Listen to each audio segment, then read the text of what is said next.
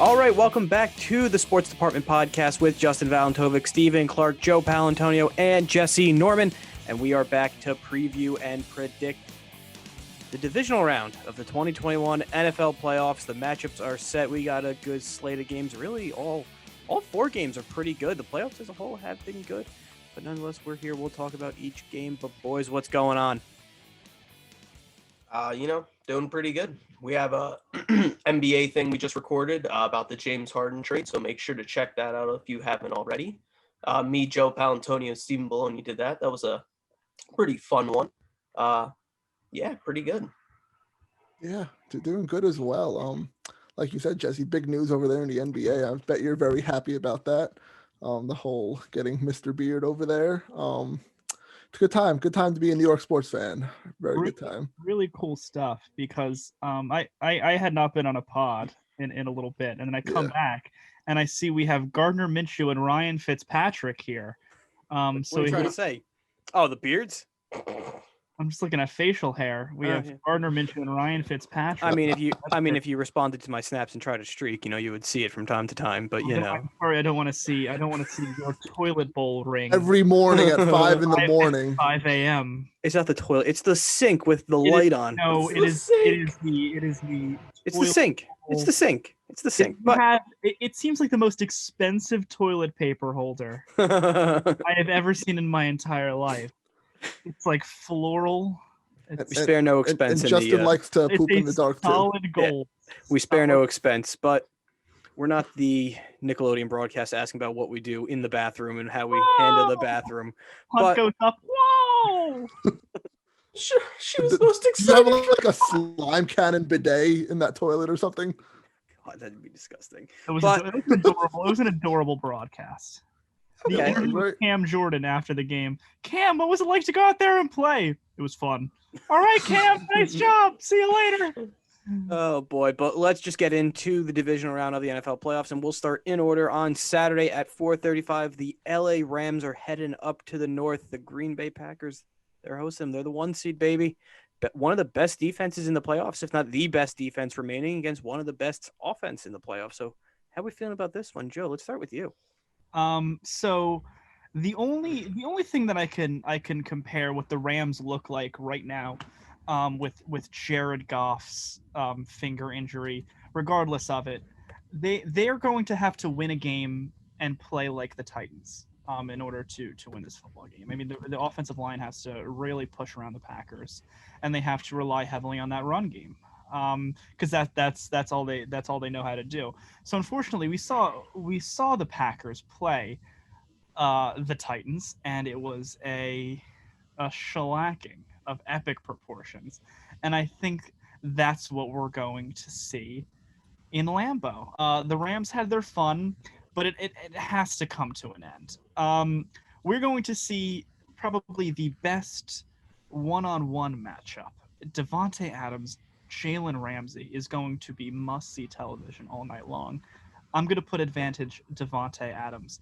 They've been trying to contain him all year. Good luck.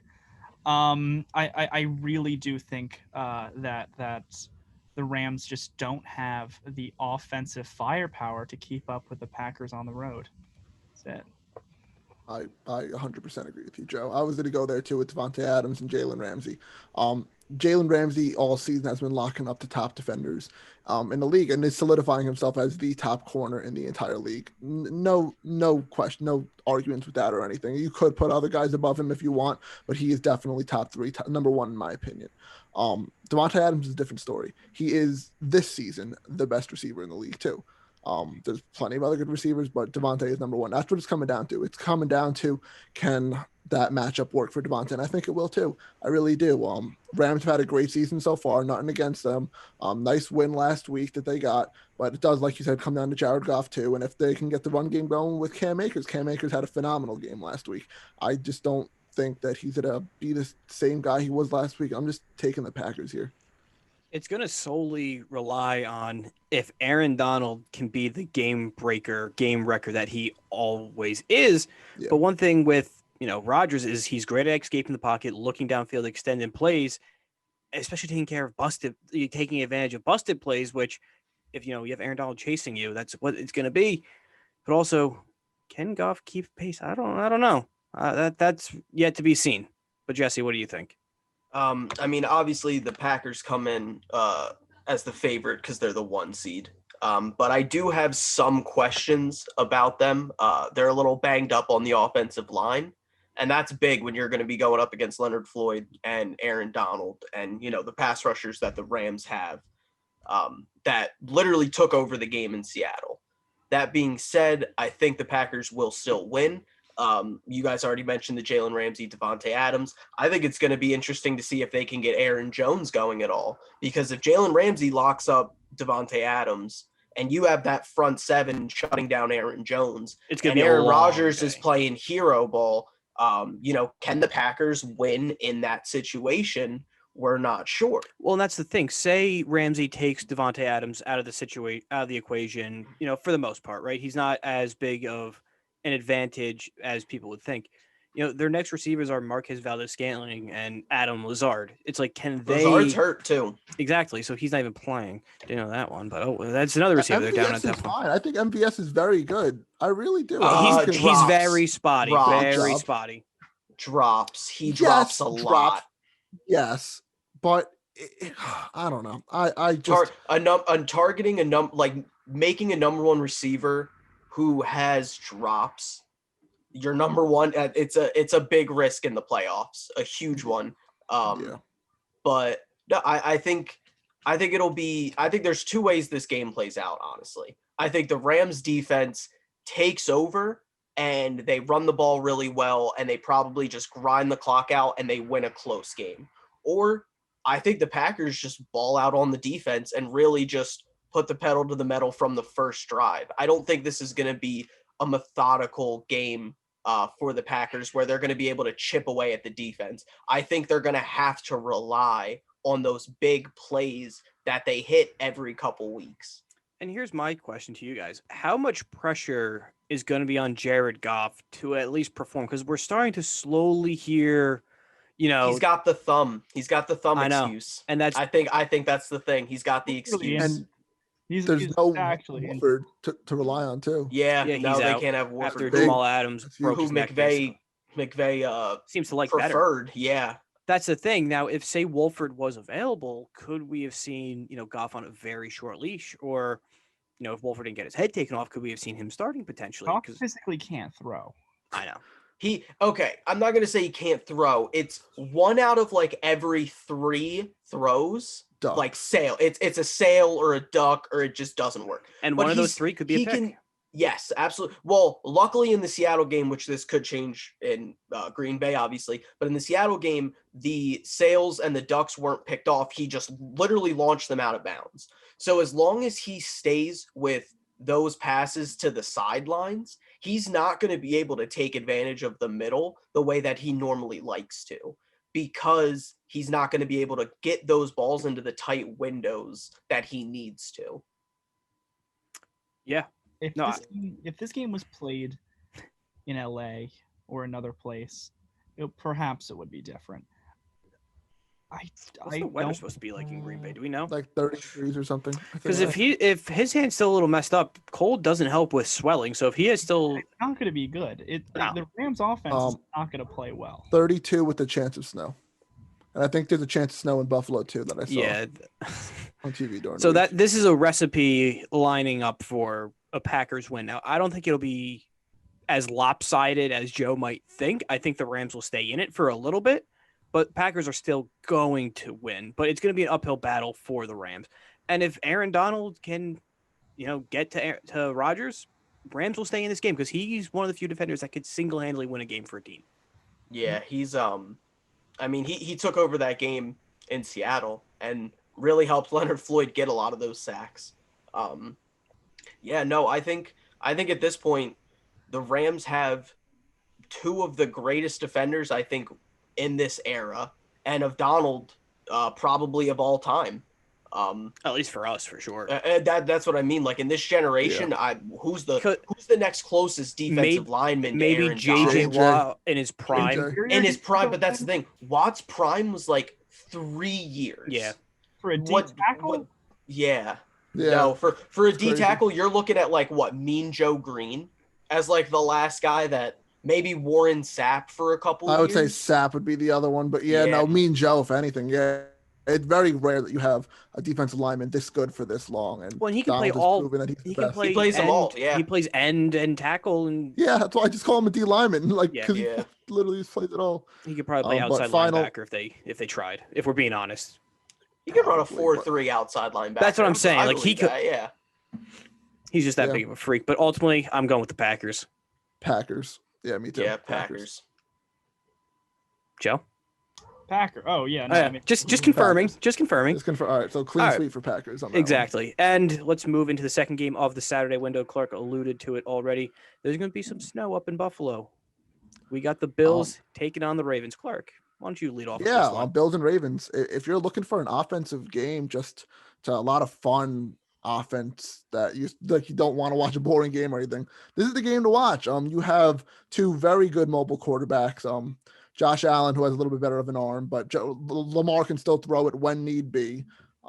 Two of the best in the AFC going at it right here. Two of the best offenses in general, Josh Allen and Stephon Diggs. We saw what they did last week against the Colts. They put on a show. They did very well. And Lamar Jackson proved a lot of haters wrong, saying that he can get a playoff win, and which they did against the Tennessee Titans.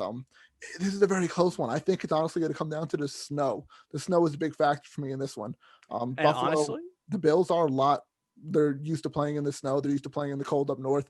Lamar Jackson, not from northern areas up here, not used to playing in the snow at all. And I just don't. I think that will come into factor. I know. Zach Moss is out is a big thing. That's their red zone running back for the most part in Buffalo. The running game's not that good to begin with, but Josh Allen can extend the play really well. All in all, from all the nonsense I just spewed out right now, I really like what Buffalo's doing. I really do. You're saying how there could be snow and the Bills are used to it, but also when you play in the snow, you want to have a good running game. And quite frankly, the Bills really don't have that outside of Josh Allen. So even though the Ravens have no experience in the snow, even though, Baltimore, it can get pretty cold. It snows down there, but they haven't played in the snow. Lamar, in an interview said how he was responded to how much experience does he have in the snow. He said absolutely nothing. Yeah. But looking at the Ravens, if the Titans made this game, you're like, all right, the Titans, they're built for the snow. The Ravens are built for the snow just of how they control the ground game. I agree. No, I agree. But I just think when push comes to shove and you got to rely on someone to win late in the game, I'm going with Josh Allen as of late. Josh Allen's just proven so much to me. One of the top 5 quarterbacks in the league now. He's booted Russell Wilson out of that top 5 because he's been stinky the last half of the season. I really like it's going to be close. It's going to be a really, really close one. This might be game of the week, but I'm taking the Bills for now. Joe, I know the Ravens are near and dear to your heart. So any rebuttal? What I felt like going into the playoffs, I had it all mapped out. I felt like the Bills were going to make it to the Super Bowl. But I did that knowing that Kansas City would knock out Baltimore before they got to play, because Baltimore is a matchup nightmare for Buffalo. We saw how the tight end position, a guy like Jack Doyle, really flourished in that game last Saturday. And I'm looking at Mark Andrews, who is basically Jack Doyle on steroids. Not to accuse anyone, 3.0. but Literally. Yeah.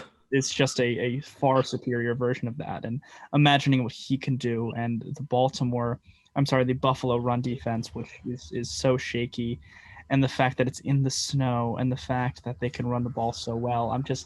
I have such pause picking Buffalo at home. Well, but that's I'm going to do it. I think Ooh. Buffalo can still win this game because Josh Allen is that good. Well, because Joe, you brought up the run defense of the Bills. We saw that, Jonathan Taylor had, another good game. And that was when, with Philip Rivers behind under center, where, he's not running for anything. So, if it's a run, it's going to Taylor. And we saw Lamar rip off one of the best playoff runs of all time, at least last week against the Titans. So they're really going to have to try to contain both him, Dobbins, Gus Edwards, whoever they're going to try to run out there running back. It's going to be a track meet with the Ravens, basically. But Joe hit the nail on the head again with this one. Josh Allen's that good. He's just he's a different breed all of a sudden. Like coming into the draft, coming into the league, we were like, well, why'd they draft him at number 7 when Lamar was still on the board, when a bunch of other quarterbacks that were pretty good were still on the board? But he's proven now, once he has a capable number 1 receiver, has a pretty good offensive line, doesn't even have a run game, and he has just great young receivers all around him. He can flourish, and he's proven to be a mainstay in Buffalo. Yeah, Jesse, we haven't heard from you on this game. What do you think? I think these teams match up very well. I think there's a lot of different routes that this game can go. But my early pick is honestly going to be Baltimore. And I've been very critical of Baltimore, been very critical of Lamar Jackson. Lamar is a fantastic player. His arm still worries me. Even in, last week's game, he missed throws. He had Mark Andrews on a touchdown. He missed it. Obviously the interception, that the ball was 5-10 yards off the spot that it was supposed to be. I worry about his arm, but with the conditions that it's going to be in Buffalo, I think this is what Baltimore was built for. They are going to run the ball. They're going to control the clock, and Buffalo's defense can't stop a nosebleed in the run game.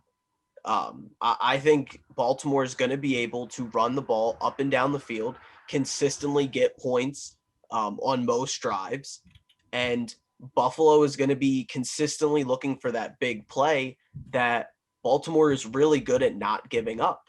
I also think the Baltimore secondary is very underrated, and I think Josh Allen could have somewhat of a hard time against them. Yeah. The defense for Baltimore is still elite. Marlon Humphrey, Marcus Peters, fantastic corners. There was a point you said I just forgot I was going to rebuttal with, but I completely agree with you, Jesse, where the Ravens are built for Buffalo, and it makes sense where, they can drain clock, they can win the ground game, win the time of possession battle just because they can take long, methodical drives in the run game. But we saw last week against the Colts, Buffalo can move downfield in 3 plays if they really want to. They can make up, whatever time they don't have with the ball quick. And we're going to see, how quick are they going to respond, and can they get the time they potentially lose on offense? This is my question, though. Is Buffalo going to be able to make those big plays consistently against the Ravens? Are they going to be able to do 4 to 5 play drives? I think this is probably the best defense that they've played all year. No, it absolutely is. What I was going to bring up is that, yes, the Colts had a good defense, but their secondary is nothing compared to Baltimore's secondary. So I know I'm picking the Bills to win this one, but the Ravens secondary is still very different and a lot more talented than the Colts. So I just think it'll be a little harder for them to get those, 5-play touchdown drives in 3 minutes or 2 minutes or whatever they were doing. It's going to be a lot harder, but I'm still taking Buffalo. So that's the Bills for Clark, Bills for Joe, Ravens for Jesse. I'm going with the Ravens as well. So let's 2-2 split. Exactly. Let's move things along, and let's start with Norman on this game, because there's a team near and dear, not to his heart, but to his team's heart, that they just can't let it go. It's like the bad breakup where they just have to keep talking, their shit to to their ex that just broke up with them and left them in the dust. And that's the Cleveland Browns and the Kansas City Chiefs. Chase Claypool, he's whining a little bit. They can't give it up and move on. But the Browns are taking on Kansas City, and Claypool, with his expert analysis, said they're going to get clapped, so it's okay. Do you guys agree or disagree? Let's start with Jesse, though. I agree. I mean, this isn't a knock on Cleveland. It didn't matter who was going up against Kansas City. It could have been anybody. You're running into a buzzsaw. You're running into Andy Reid and Patrick Mahomes off of a bye week. Or like 2 buys, essentially, if we're being honest. Yeah, I mean, they've been coasting the whole season. I'm sorry, the Kansas City Chiefs they're different. They're just a different team. I guess, there's arguments being made that the Browns can keep Patrick Mahomes on the sideline with their long drives and everything. It doesn't matter. It really doesn't matter. Because the Chiefs, the offense has to step on at some point. And as long as Kansas City just keeps it close by like the 3rd or 4th quarter, that's what they've just been doing all year, is just asking Mahomes to do 1 or 2 drives That's really all And- they've asked And of it's him. amazing because you said how they sleptwalk basically through the whole season. Mahomes basically sleptwalked to almost an MVP award, if we're Yeah, being honest, at the same Yeah. time. yeah. They were on autopilot a lot of this year, and I think we might see them come off autopilot, and that's a scary thought. Yeah. I think just the Browns need a little bit more credit. I don't think they're going to get quote unquote clapped. I think it'd be a lot closer this game than a lot of people are expecting because people are just seeing the Browns name, and the Browns are not just the Browns. They're a really good team. They beat a really good team in the playoffs and the Steelers. They have the Well, let's Steelers. not say a really good They had team. 12 wins for a reason. They made the playoffs. They won the division. They beat a really good team in the Steelers. I just don't. I still think the Chiefs are going to win, but I think it's going to be a lot closer. That a lot of all the experts are predicting that the Chiefs are just going to walk into Arrowhead, just put up 52 points and just call it a day. I don't think that's going to happen. I think it's going to be very close. I think the Browns are going to come out to a pretty big lead too to start the game because they're still on fire from the week before, and the Chiefs have they had the week off. They had the 2 weeks off, like you said, because they didn't have the starters play. They're going to come out a little slow, and I just think Browns come out to a big lead, but overall the Chiefs will eventually get the win. Joe, let's go to you, buddy. Andy Reid coming off a bye week is like us gentlemen sitting with a Popeyes spicy chicken sandwich. Just a feast. Just an absolute feast. The Browns are going to get clapped. And you know what? It's okay. It's totally okay. It is. Let's think about just for a second, who is going to guard Tyreek Hill? Who's going to stop him? Denzel Ward. You got Denzel Ward coming Yeah, back. Denzel Ward. yeah. Woo. Come on, those He locked up Claypool and Juju last week. Tyreek Hill and Claypool and Juju are not. Yeah, don't go woo then, same. because he locked up your sorry excuses for a receiver. Yeah, Anyways. but Tyreek Hill isn't those sorry excuses for a receiver. You act like I'm I know defending the Steelers. I'm saying the Steelers receivers aren't as No, good you're as trashing Tyreek the Hill. Browns though for no reason. I'm literally said when I started this, it doesn't matter who the Chiefs were playing. It could have been anybody. They are running into a buzzsaw. And yes, the Browns secondary is pretty mid. It's not good. It's not going to stop Mahomes, and it's I not just going to think the stop Browns Tyreek deserve Hill. more credit. That's it. I just don't think it's going to be They're going to be a great division round loss. Great for them. Yeah, and what's going to happen when Baker Mayfield is down 14 points and This is Frank dance. Clark starts knocking him out a little bit, knocking him around a little bit? I mean, That's ifs. The Browns are riding in on a lot of momentum, and That's that the that thing. has to be some sort of a factor. Believe it or not, it has to be. They're getting their coach back. They're getting their players back from COVID. You know, they beat their rival. First time in the playoffs since we've been born, basically. They have nothing to lose at this point. I think they'll give the Chiefs a game, but I don't think they'll get blown out like some people think they are. Exactly how I feel. Maybe Exactly how I 10 feel. points to a touchdown for a loss. But I the don't Chiefs- see I don't this see is the 3-4 Chiefs we're scores. talking about, dude. No, I know, but the Browns defense They it's can't. good. It's not bad. It's mid. It's mid. It's No, I very agree. mid. I It's agree. Yeah, not good but- defense. They were giving up 40 points a game. For Yeah, and they're about to go up there. against the best offense we've ever seen. But Good we're luck. supposed like I'm just giving them a little more credit from what I've seen. Exactly. That's all. Exactly. No, we're not saying they're going to win. We're I'm not still saying going they're with going to Kansas blow City. out the Chiefs. I'm going with Kansas City as my pick, but I Me just don't too. think it's going to be, a 15 to 20 point blowout. I think it very easily could be. And it's gonna be quick. Yeah. Yeah. I'm taking the Chiefs. The Browns aren't waking up with 7 points on the board like against the Steelers. Mahomes ain't missing a snap and letting it go over his head. And Mahomes ain't throwing an interception at the 20-yard line to the Browns so they can wake up with 14 points on the board. Yeah. Denzel Ward is not going deep with Tyreek Hill. It's not Okay. gonna happen. All right. All right. I just don't think the Chiefs are going to run away with this game.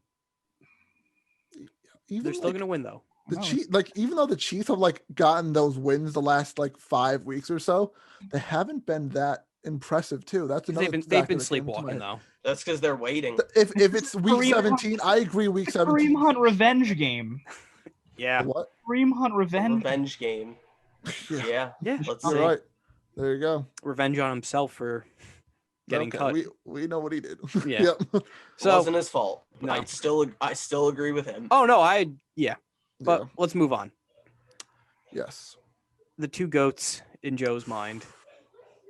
The old goats. I'm not gonna put Tom Brady as a goat. Okay. Mhm. Okay. All right. Okay. Well, Ooh, Bucks Tampa Saints closing Tom. out the weekend. Tampa Tom gets another primetime game just for name's sake. So, Joe, lead this one off for us. Look, there's been a lot of short-term memory loss among folks out here. Look, we're talking about two games earlier this season, which, granted, it's hard to beat a team thrice in a single season. Correct. But you want to talk about a clapping. The Saints have clapped Tampa Bay. They have had all the answers. Swept 'em. Sean Payton has coached circles around Big Bruce. And Tampa Bay is coming off a win against the Washington football team. Okay. Which they didn't look good in. Cool. They barely made it out of that game. They don't look good in their wins. They look better in their losses than their wins, and they don't look good in their losses either. And Tom Brady's yelling at people. It's never good. This game is not about Brady and Breeze. This game is about Alvin Kamara. This game is about Cam Jordan. It's about how the Saints roster is more stacked and is better overall than the Buccaneers roster. They're better coached. You can argue they're better quarterbacked. They definitely have a better running game. All right. Stop. I'm cutting you off a better quarterback. Drew looked horrible against the Bears. Okay. Horrible. As long as Drew is at the helm, starting quarterback, they're not winning a ring. They're not getting far. He is washed. He is the most washed out of all the old quarterbacks in the league. He's more washed than Ben Roethlisberger and Phillip Rivers. You're telling me that right now. More than Ben. They're less than about Rivers. even. They're honestly all even. They're all washed. I think Ben's They're the all most. pretty- What did he do to Tampa last time? I don't think you could. I think Ben is the most washed with his Yes. decision making, but his arm wise, he still threw for 500 yards. Exactly. He Phil can't- Phil he threw can't- for 300 with competing with Josh Allen. Exactly. Yeah. Drew is washed. Okay. He can't compete in these big games anymore. Yes, he got the win against the Bears. You beat Mitch Trubisky and Jimmy Graham. Good job. This is Tom Brady now. It's January. It's Tom Brady's month. This is where Tom Brady succeeds. Yes, they don't have the best players on defense. They have a great offense, though. And the offense, they have been getting hot the last few weeks, too. And they just beat the Washington football team. But many times on this podcast, we have said that Washington is a really good football team. Jesse has said that plenty of times. You can go back and look previous podcast. Oh yeah, I stand by that. No, Washington was a great. I agree. They're a great good football team, a great defense, Great and that defense yeah. of Washington does not live up to the defense that the Saints have. I love the front line, the young front line that Washington has, and the Saints just don't match up. That yes, Cam Jordan's phenomenal, but it just doesn't match up. And Tom Brady in January is a different breed. So I guess you can tell with who I'm going with based off what I've said. Anyone else want to rebuttal? Go ahead. This is going to be an offensive game, if we're being honest. It's going to be Alvin Kamara trying to carry the workload because we saw Breeze. He got the ball to Michael Thomas, and Mike Thomas, was a difference maker in that game. Yeah. But Brady can still push the ball downfield to his 65,000 receivers that he has in Tampa Bay. Breeze's arm taps out after a while, and if we see Taysom Hill come in to make those throws, that's kind of a telltale sign of what they think then at that point. Yeah, he comes in at least once, twice a drive, I would say. Yeah. I think Joe hit on it a little bit, but I think the thing that we haven't talked about nearly enough is the coaching mismatch. Sean Payton is superior of a coach. so much better than Bruce 100% Arians. agree. 100%. I think Bruce Arians is honestly one of the most overrated coaches Great that I offensive can coordinator. remember in the league. Yeah, great offensive coordinator. But I don't know. I don't think he's as good of a head coach as people give him credit for. I think Sean Payton's going to be able to outcoach him. I'm not sure where I think this game goes, so I'm gonna go with the Saints. I think they just have the better roster. I think they're the better team overall. I think Tampa is better at certain things. I would take Brady over Breeze, but I think at this point, the Saints just have so much better of a roster. And that's not to say the Bucs have a bad roster, because Antonio Brown has been playing great for them lately. Fournette is playing great. Gronk is being a great blocker, honestly. Tristan Wirfs was probably the best pick of the draft at where he was selected and what he's doing. But on the defensive end, they're not the Chicago Bears. They're not going to be able to do what the Bears did to the Saints, where they made the offense look that bad. I think the offense of the Saints has to have a bounce back week. The Bucs defense is underwhelmed all year. We thought that defense was going to be a lot better than it was. Yeah, I'm going to go with the old adage it's hard to beat a team 3 times in a single season. So with that, I'm going with the Bucs. Joe, you rolled your eyes a little bit. You want to any closing thoughts? Go ahead. Ridiculous. I mean, the Saints dominated better competition this season. The Saints dominated the Buccaneers themselves twice. They did. I mean, the Saints have a better roster. The Saints are, and for this to be, I mean, for this to even seem like the home team, the Saints in the Superdome. I get there's no fans, but still, like there were a few. I think there's going to be a few. There will be a few, of course, a few, but nowhere Sean near Payton quarantine. I feel like there's a level of disrespect to the Saints right now, that I don't really understand. I might not be getting. I just think they're overrated. That's it. I just think they're very overrated at this point. I think they've been at the top of their game for 10 years now. They had a great team, and they haven't won a ring since 2010. Like, they're just very overrated. Regardless, and they get the job done in the playoffs. Regardless of this game's outcome, or whenever the Saints do lose in the postseason, if they do lose, who knows? They could still go all the way. This is definitely the last hurrah for this entire team as a whole, because Breeze is on the way out. They have to cut like $90 million in cap next year just because of all the contracts they've tried to keep around. So this is definitely the last hurrah, though. Yeah. More to the reason. Motivation. No, exactly. Oh, yeah. A lot of motivation there. They have the most to lose of any team in the postseason. Absolutely. I think. And with that, this podcast is in the books. We're done. That's the division round picks. We'll be back the following Monday for recap, and we'll do some wrestling this weekend. So, yeah, Clark. Yeah, you already said it, but thanks guys again for listening to this episode of the Sports Department Podcast. Us four, along with Steve, who's not with us right now. Not that he's dead or anything, but no, he's just anymore. But he's just us four. Do appreciate you guys listening. Make sure you guys subscribed on YouTube, Apple Podcasts, and Spotify. Follow us on our social medias on Facebook, Twitter, Instagram, and TikTok at Sports Dept Pod. That's Sports DEPT Pod. Like Justin said, we have the basketball one that should already be up, that you guys should enjoy, with James Harden being traded to the Brooklyn Nets. A wrestling recaps coming up, and a divisional round recap. And then we'll do the championship round predictions coming up next week too. I can't believe. Oh boy, already. NFL season's already coming to an end. It's sad. It's my favorite sport. But it was a nice, long, fun season. We all enjoyed it. But that's all the stuff we have planned for this week and a little bit of next week. So stay tuned to all that fun stuff, and we'll see you in the next episode.